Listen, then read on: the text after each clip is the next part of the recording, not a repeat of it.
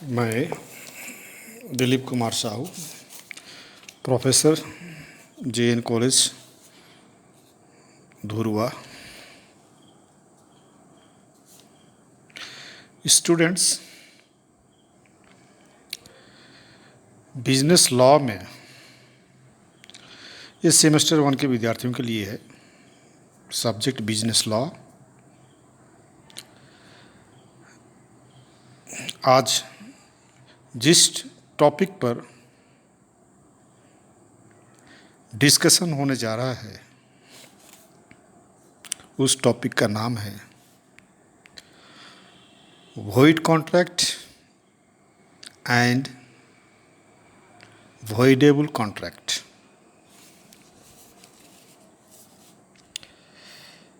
इससे पहले कि हम वॉइड एंड वॉइडेबल कॉन्ट्रैक्ट के विषय में चर्चा करें,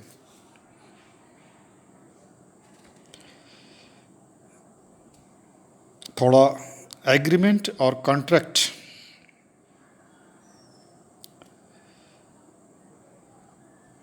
में हमेशा कन्फ्यूज़न बना रहता है। दोनों लगता है कि एक ही चीज़ है, लेकिन स्टूडेंट्स, दोनों में खास अंतर है। एग्रीमेंट और कॉन्ट्रैक्ट,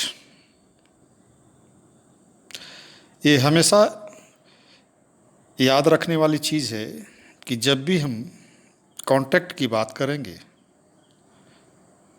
तो वह हमेशा एग्रीमेंट के बाद ही आएगा। इसका मतलब हुआ कि कॉन्ट्रैक्ट के लिए एग्रीमेंट का होना बहुत ज़रूरी है। आइए इसमें कुछ अंतर के द्वारा एग्रीमेंट और कॉन्ट्रैक्ट को स्पष्ट करने की कोशिश करते हैं। सबसे पहले तो एग्रीमेंट को अनुबंध अधिनियम की धारा 2E में डिफाइन किया गया है और कॉन्ट्रैक्ट को 2G में।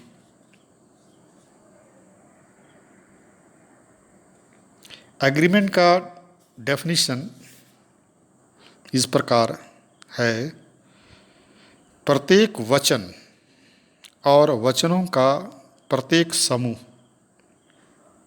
जिसमें वचन एक दूसरे के लिए प्रतिफल कंसिडरेशन होते हैं, एग्रीमेंट है। कॉन्ट्रैक्ट का डेफिनेशन: प्रत्येक एग्रीमेंट जिसे राजनियम द्वारा परिवर्तनीय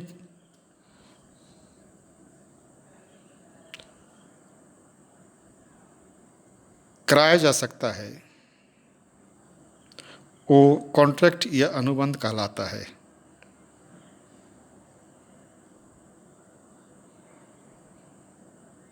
agreements which are enforceable by law is contract. Students, agreement का क्षेत्र बहुत विस्तृत और व्यापक है।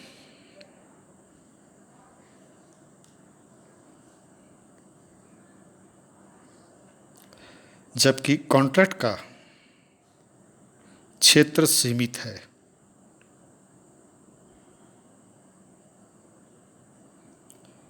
एग्रीमेंट में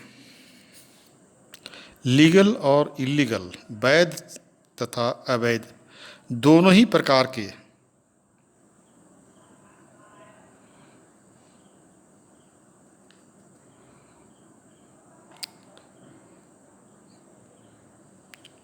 ठहराव आते हैं, जबकि कॉन्ट्रैक्ट में केवल वैध अनुबंध ही आते हैं।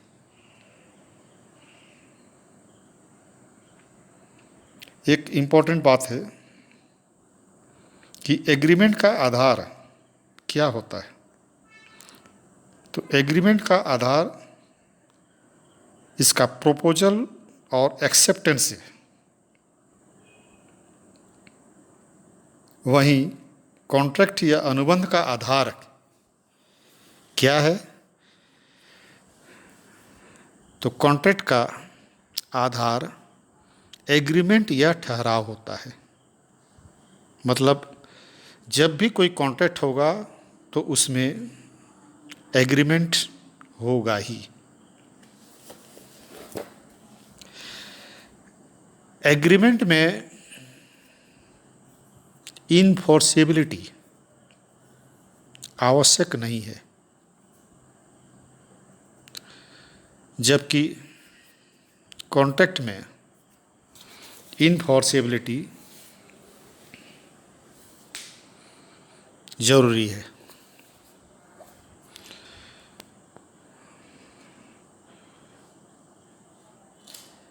आपको इस डिस्कशन से एग्रीमेंट और कॉन्ट्रैक्ट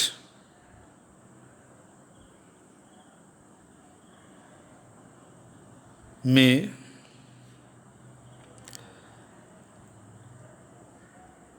अंतर को समझने में मदद मिला होगा। चलिए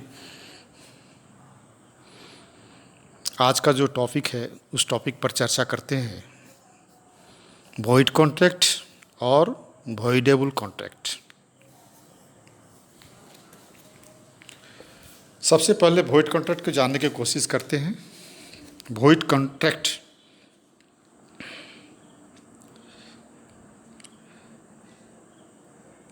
के बारे में कहा गया है कि यह कानून द्वारा मान्य नहीं किया जाता, अर्थात ये कानून द्वारा अप्राप्य है। इसमें यदि एक पार्टी आपसे कॉन्ट्रैक्ट तोड़ ले तो आप कुछ नहीं कर सकते हैं, जबकि वॉइडेबल कॉन्ट्रैक्ट एक मान्य समझौता है, लेकिन इसे कोई एक या दोनों पार्टी जब चाहे शून्य अनुबंध अर्थात वॉइड कॉन्ट्रैक्ट बना सकती है।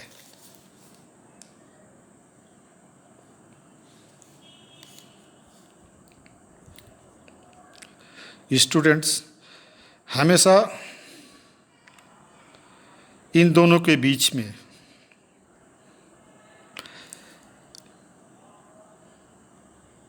नाम से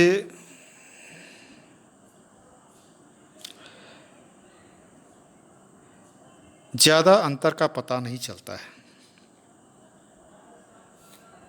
और कन्फ्यूज़न बना रहता है। लेकिन इन दोनों में वॉइड कॉन्ट्रैक्ट और वॉइडेबल कॉन्ट्रैक्ट में काफ़ी भिन्नता है, अंतर है, लेकिन कहीं ना कहीं ये एक दूसरे से जुड़े रहते हैं।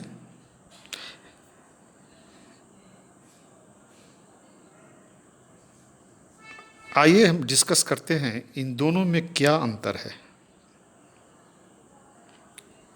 पहले हम वॉइड कॉन्ट्रैक्ट को जानने की कोशिश करेंगे। वॉइड कॉन्ट्रैक्ट को शून्य अनुबंध भी कहा जाता है। यह कानून के नज़र में मान्य नहीं है। इसमें यदि एक पार्टी कॉन्ट्रैक्ट तोड़ भी दे तो आप कुछ नहीं कर सकते। ये इनिशियली या शुरू से ही अमान्य या नाजायज़ अनुबंध है, अतः आप इसे वॉइड कॉन्ट्रैक्ट को कोर्ट में नहीं ले जा सकते। जब यह कॉन्ट्रैक्ट हुआ उसी समय यह नाजायज़ अनुबंध था।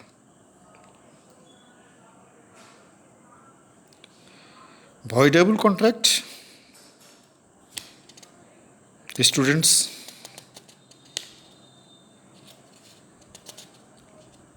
यह अनुबंध एक मान्य समझौता है, किंतु इसे कोई एक या दोनों पक्ष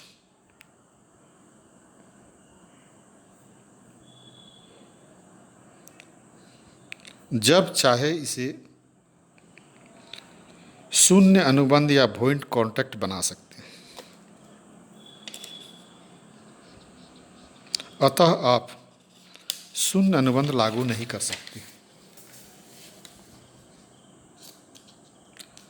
ये अनुबंध तब तक मान्य होता है जब तक कोई एक पक्ष इसे वॉइड कॉन्ट्रैक्ट ना बना दे।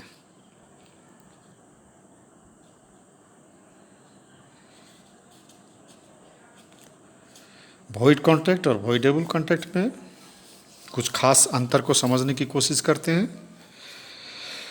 वॉइड कॉन्ट्रैक्ट यह कानून द्वारा अमान्य है, आप कोर्ट नहीं जा सकते हैं। वॉइडेबल कॉन्ट्रैक्ट जैसा हम बता चुके हैं कि यह मान्य समझौता है, किंतु इसे कोई एक या दोनों पक्ष कभी भी शून्य बना सकते हैं, ख़त्म कर सकते हैं, इसका मतलब हुआ। आगे, वॉइड कॉन्ट्रैक्ट शुरुआत से ही अमान्य और नाजायज़ है, जबकि वॉइडेबल कॉन्ट्रैक्ट में शुरू में वैलिड रहता है, पर एक या दोनों पक्ष के चाहने पर यह वॉइड हो सकता है।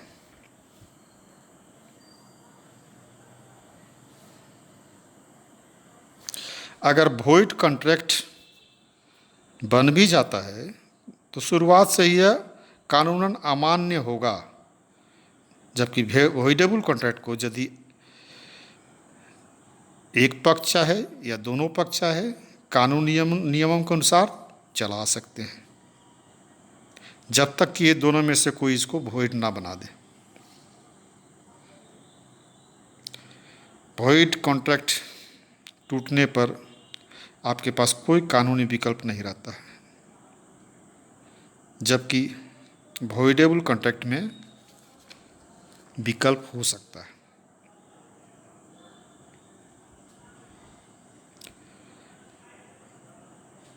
वॉइड कॉन्ट्रैक्ट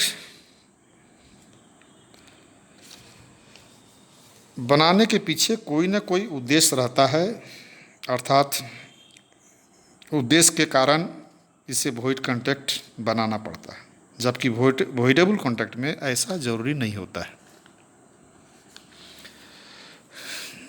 स्टूडेंट्स और स्पष्ट रूप से वॉइड कॉन्ट्रैक्ट और वॉइडेबल कॉन्ट्रैक्ट को समझने की कोशिश करते हैं। इसके लिए कुछ उदाहरण ले लेते हैं।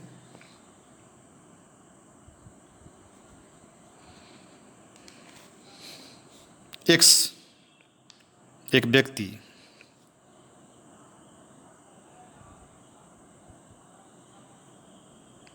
वाई, जो दूसरा व्यक्ति को प्रॉमिस करता है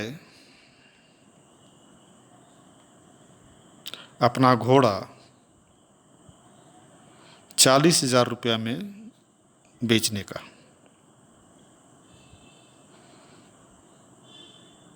किंतु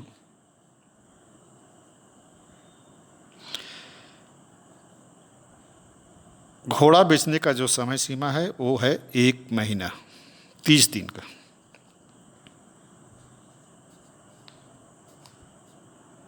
लेकिन 30 दिन पूरा होने के पहले ही घोड़ा मर जाता है। Now the contract becomes void, क्योंकि the contract cannot be performed. जिस उद्देश्य से अनुबंध बना था वह अस्तित्व में आया ही नहीं। इसका मतलब इस कॉन्ट्रैक्ट का परफॉर्मेंस इम्पॉसिबल है। इस तरह का अनुबंध वॉइड कॉन्ट्रैक्ट होता है। सेकेंड एग्जाम्पल,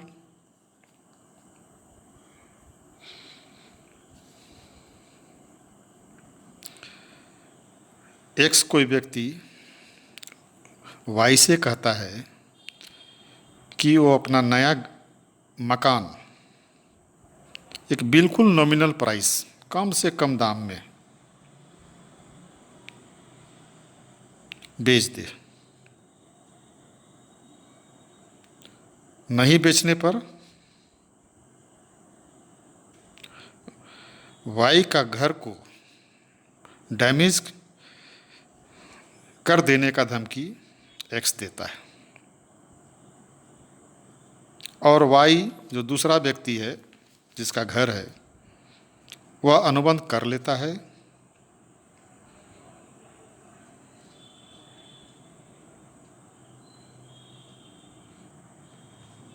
क्योंकि उसे अपने मकान का डैमेज होने का डर है। इस हालात में यह जो कॉन्ट्रैक्ट बन रहा है वह कॉन्ट्रैक्ट वॉइडेबल हो जाएगा, क्योंकि जो फ्री कॉन्सेंट है, ये फ्री कॉन्सेंट वाई की ओर से नहीं आया। ये कॉन्सेंट डर और दबाव के कारण मिला था। अतः वाई को अधिकार है कि इसे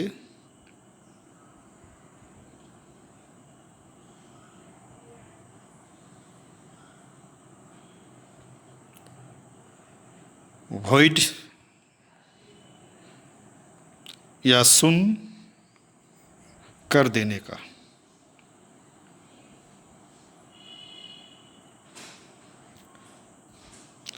इसके साथ ही वाई को यह भी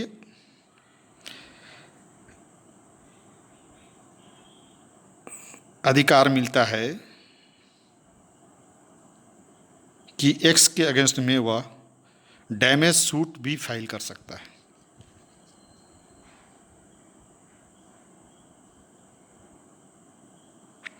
स्टूडेंट्स,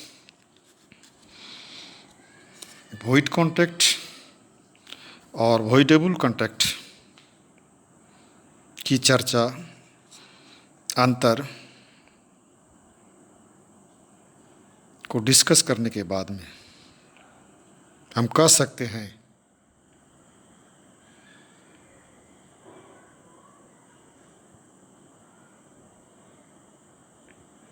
कि बहुत से कॉन्ट्रैक्ट जो वैलिड है किंतु due to certain circumstances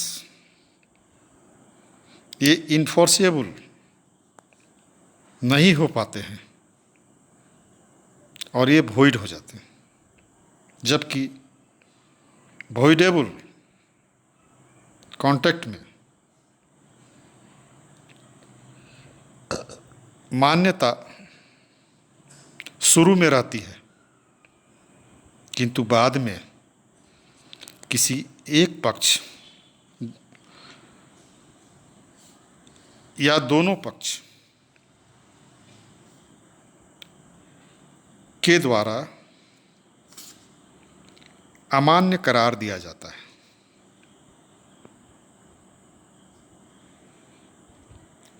students, आपको एग्रीमेंट और कॉन्ट्रैक्ट